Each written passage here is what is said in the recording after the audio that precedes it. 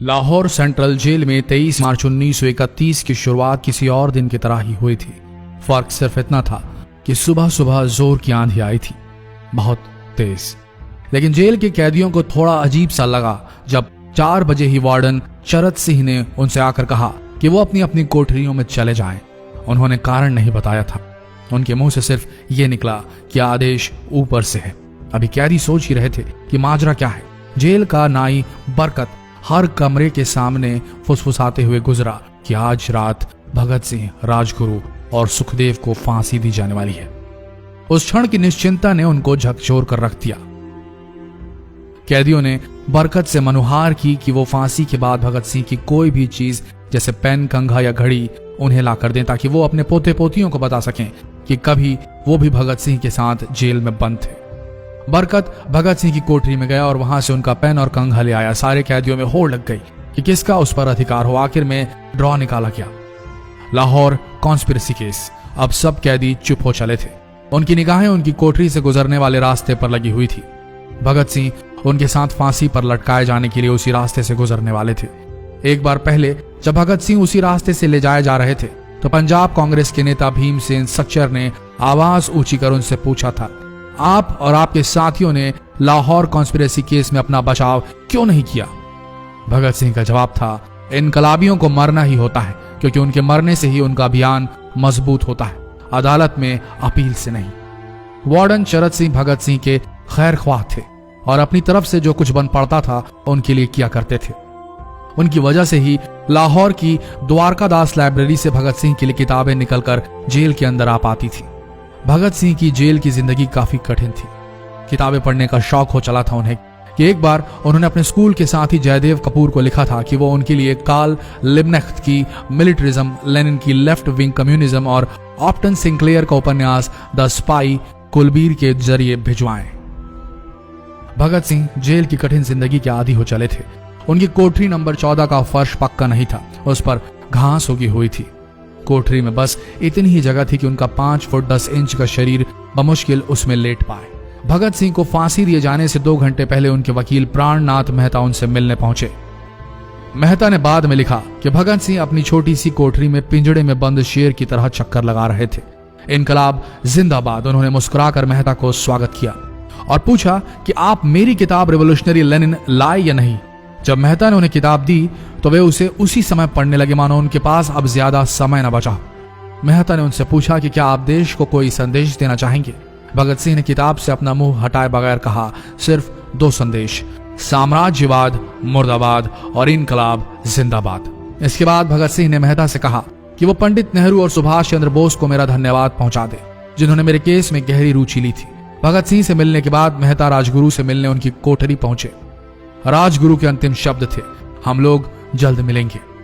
सुखदेव ने मेहता को याद दिलाया कि वो उनकी मौत के बाद जेलर से वो कैरम बोर्ड ले लें जो उन्होंने उन्हें कुछ महीने पहले दिया था। मेहता के जाने के थोड़ी देर बाद जेल अधिकारियों ने तीनों क्रांतिकारियों को बता दिया कि उनको वक्त से 12 घंटे पहले ही फांसी दी जा रही है। अगले दिन सुबह 6 बजे की बजाय उन्हें उसी शाम 7 बजे फांसी पर चढ़ा दिया जाएगा। भगत सिंह मेहता द्वारा दी गई किताब के कुछ पन्ने ही पढ़ पाए थे। उनके मुंह से निकला, क्या आप मुझे इस किताब का एक अध्याय भी खत्म करने नहीं देंगे? भगत सिंह ने जेल के मुस्लिम सफाई कर्मचारी बेबे से अनुरोध किया कि वो उनके लिए उनको फांसी दिए जाने से 1 दिन पहले शाम को अपने घर से खाना जरूर लाएं। लेकिन बेबे भगत सिंह की इच्छा पूरी नहीं कर सके क्योंकि भगत सिंह को 12 घंटे पहले फांसी देने का फैसला ले लिया गया और बेबे जेल के गेट के अंदर ही नहीं घुस पाए। थोड़ी देर बाद तीनों क्रांतिकारियों को फांसी की तैयारी के लिए उनकी कोठरियों से बाहर निकाला गया। भगत सिंह, राजगुरु और सुखदेव ने अपने हाथ जोड़े और अपना प्रिय आजादी गीत गाने लगे। कभी वो दिन भी आएगा कि जब आजाद होंगे हम, या अपनी ही जमीन होगी या अपना आसमान होगा। फिर इन तीनों का एक एक करके वजन लिया गया। सबके वजन बढ़ गए थे। इन सब से कहा गया कि अपना आखिरी स्नान करें। फिर उनको काले कपड़े पहनाए गए लेकिन उनके चेहरे खुले रहने दिए गए। चरत सिंह ने भगत सिंह के कान में फुसफुसा कर कहा कि वाहे गुरु को याद करो। फांसी का तख्ता भगत सिंह लिए बोले, पूरी जिंदगी मैंने ईश्वर को याद नहीं किया। असल में मैंने कई बार गरीबों के कलेश के लिए ईश्वर को कोसा भी है। अगर मैं अब उनसे माफी मांग लूं तो वो कहेंगे कि इससे बड़ा डरपोक कोई नहीं। इसका अंत नजदीक आ रहा है, इसलिए ये माफी मांग रहा है। जैसे ही जेल की घड़ी ने 6 बजाया, कैदियों ने दूर से आती कुछ पद चांपें सुनी। उनके साथ भारी बूटों के जमीन पर पड़ने की आवाजें भी आ रही थी। साथ में एक गाने का भी दबा स्वर सुनाई दे रहा था। सरफरोशी की तमन्ना अब हमारे दिल में है। सभी को अचानक जोर जोर से इनकलाब जिंदाबाद और हिंदुस्तान आजाद हो के नारे सुनाई देने लगे। फांसी का तख्ता पुराना था, लेकिन फांसी देने वाला काफी तंदुरुस्त। फांसी देने के लिए मसीह जल्लाद को लाहौर के पास शाहदरा से बुलवाया गया था। भगत सिंह इन तीनों के बीच में खड़े थे। भगत सिंह अपनी मां को दिया गया वो वचन पूरा करना चाहते थे कि वो फांसी के तख्ते से इनकलाब जिंदाबाद का नारा लगाएंगे। लाहौर जिला कांग्रेस के सचिव पिंडी दास सोंधी का घर लाहौर सेंट्रल जेल से बिल्कुल लगा हुआ था। भगत सिंह ने इतनी जोर से इनकलाब जिंदाबाद का नारा लगाया कि उनकी आवाज सोंधी के घर तक सुनाई दी।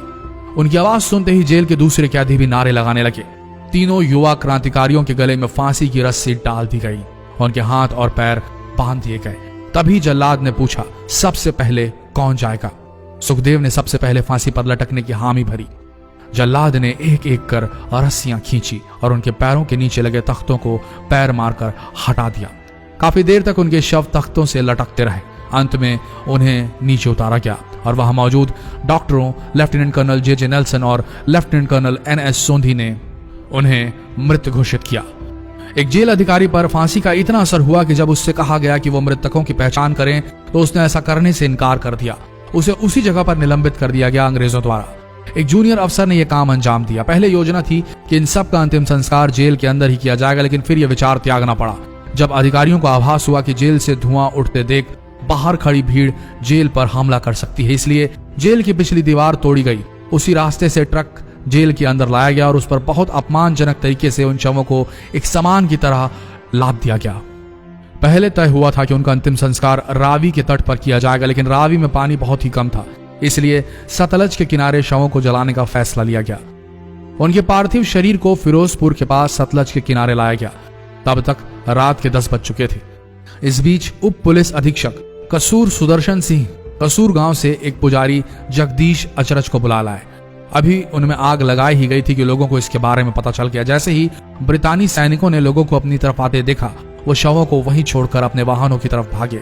सारी रात गांव के लोगों ने उन शवों के चारों ओर पहरा दिया। अगले दिन दोपहर के आसपास जिला मजिस्ट्रेट की दस्तखत के साथ लाहौर के कई इलाकों में नोटिस चिपकाया गया, जिसमें बताया गया कि भगत सिंह, सुखदेव और राजगुरु का सतलज के किनारे हिंदू सिख रीति से अंतिम संस्कार कर दिया गया है। तो ये थे भगत सिंह की जिंदगी के वो 12 आखिरी घंटे। आशा करते हैं इस वीडियो में सुनाई गई ये कहानी आज युवा पीढ़ी के दिलों में मर चुके देशभक्ति को जगाने में कामयाब होंगे। जितना हो सके इस संदेश को पूरे देश में पहुंचाएं। इस वीडियो को शेयर करें फेसबुक पर, व्हाट्सएप पर, और हो सके तो इस पेज को फॉलो करें ताकि ऐसे ही वीडियोस आप तक सही समय पर पहुंच सके। मिलते हैं अगले वीडियो में, तब तक के लिए आप सबका धन्यवाद।